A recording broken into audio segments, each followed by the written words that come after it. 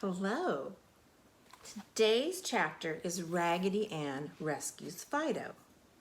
It was almost midnight and the dolls were asleep in their beds, all except Raggedy Ann. Raggedy lay there, her shoe-button eyes staring straight up at the ceiling. Every once in a while, Raggedy Ann ran her rag hand up through her yarn hair. She was thinking. When she had thought for a long, long time, Raggedy Ann raised herself up on her wobbly elbows and said, "I've thought it all out." At this, the other dolls shook each other and raised up, saying, "Listen, Raggedy has thought it all out." "Tell us what you have been thinking, dear Raggedy," said the tin soldier. "We hope they were pleasant thoughts." "Not very pleasant thoughts," said Raggedy, as she brushed a tear from her shoe-button eyes. "You haven't seen Fido all day, have you?" "Not since early this morning," the French dolly said. "It has troubled me," said Raggedy, "and if my head was not stuffed with lovely new white cotton, I am sure it would have ached with worry. When Mistress took me into the living room this afternoon, she was crying, and I heard her mamma say, 'We will find him. He is sure to come home soon,' and I knew they were talking of Fido. He must be lost." The tin soldier jumped out of bed and ran over to Fido's basket, his tin feet clicking on the floor as he went. "He is not here," he said. "When I was sitting in the window about noontime," said the Indian doll, "I saw Fido and a yellow, scraggly dog playing out on the lawn, and they ran out through a hole in the fence." "That was Priscilla's dog, Peterkins," said the French doll.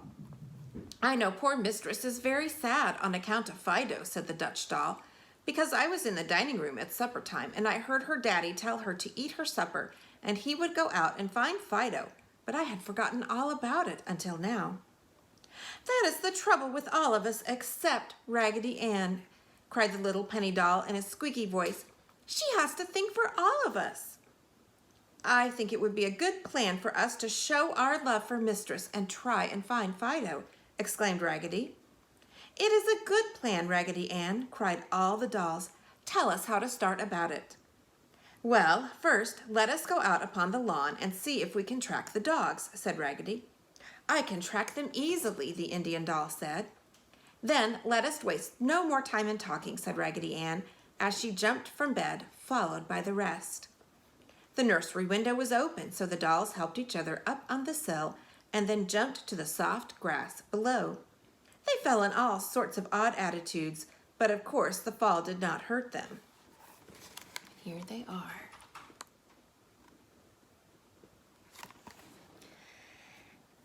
At the hole in the fence, the Indian doll picked up the trail of the two dogs, and the dolls, stringing out behind, followed him until they came to Peterkin's house. Peterkins was surprised to see the strange little figures in white nighties come stringing up the path to the doghouse. Peterkins was too large to sleep in the nursery, so he had a nice cozy doghouse under the grape arbor. "Come in," Peterkins said when he saw and recognized the dolls. So all the dollies went into Peterkin's house and sat about while Raggedy told him why they had come. "It has worried me too," said Peterkins, "but I had no way of telling your mistress where Fido was, for she could not understand dog language. For you see," Peterkins continued, "Fido and I were having the grandest romp over in the park when a great big man with a funny thing on the end of a stick came running towards us. We barked at him, and Fido thought he was trying to play with us, and went up too close, and do you know, that wicked man caught Fido in the thing at the end of the stick and carried him to a wagon and dumped him in with a lot of other dogs." "The dog catcher!" cried Raggedy Ann. "Yes," said Peterkins as he wiped his eyes with his paws, "it was the dog catcher.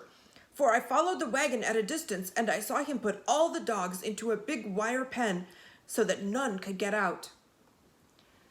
"Then you know the way there, Peterkins?" asked Raggedy Ann. "Yes, I can find it easily," said Peterkins. "Then show us the way," Raggedy Ann cried, "for we must try to rescue Fido." So Peterkins led the way up alleys and across streets, the dolls all pattering along behind him. It was a strange procession. Once a strange dog ran out at them, but Peterkins told him to mind his own business, and the dog returned to his own yard. At last they came to the dog catcher's place. Some of the dogs in the pens were barking at the moon and others were whining and crying.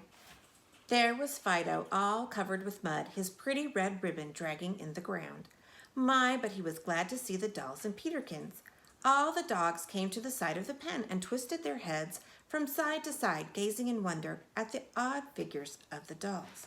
And here's the pictures. Fido does look muddy, doesn't he?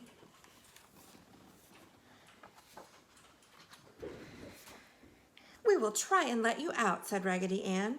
At this, all the dogs barked joyfully. Then Raggedy Ann, the other dolls, and Peterkins went to the gate. The catch was too high for Raggedy Ann to reach, but Peterkins held Raggedy Ann in his mouth and stood up on his hind legs so that she could raise the catch. When the catch was raised, the dogs were so anxious to get out, they pushed and jumped against the gate so hard it flew open, knocking Peterkins and Raggedy Ann into the mud. Such a yapping and barking was never heard in this neighborhood as when the dogs swarmed out of the enclosure, jumping over one another and scrambling about in a mad rush out the gate. Fido picked himself up from where he had been rolled by the large dogs and helped Raggedy Ann to her feet. He, Peterkins, and all the dolls ran after the pack of dogs, turning the corner just as the dog catcher came running out of the house in his nightgown to see what was causing the trouble. He stopped in astonishment when he saw the string of dolls in white nighties pattering down the alley, for he could not imagine what they were. Well, you may be sure the dolls thanked Peterkins for his kind assistance when they and Fido ran on home, for a faint light was beginning to show in the east, where the sun was getting ready to come up. When they got to their own home, they found an old chair out in the yard, and after a great deal of work, they finally dragged it to the window and thus managed to get into the nursery again. Fido was very grateful to Raggedy Ann and the other dolls, and before he went to his basket, he gave them each a lick on the cheek.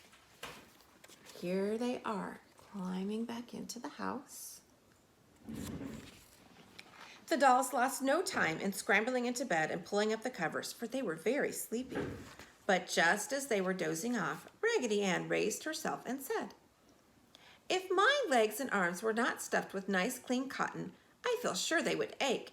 But being stuffed with nice, clean, white cotton, they do not ache, and I could not feel happier if my body were stuffed with sunshine, for I know how pleased and happy Mistress will be in the morning when she discovers Fido asleep in his own little basket, safe and sound at home."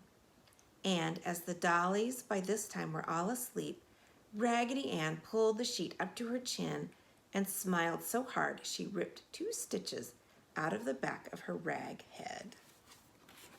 There she is, getting ready to go to sleep. And the next story is going to be Raggedy Ann and the Strange Dolls.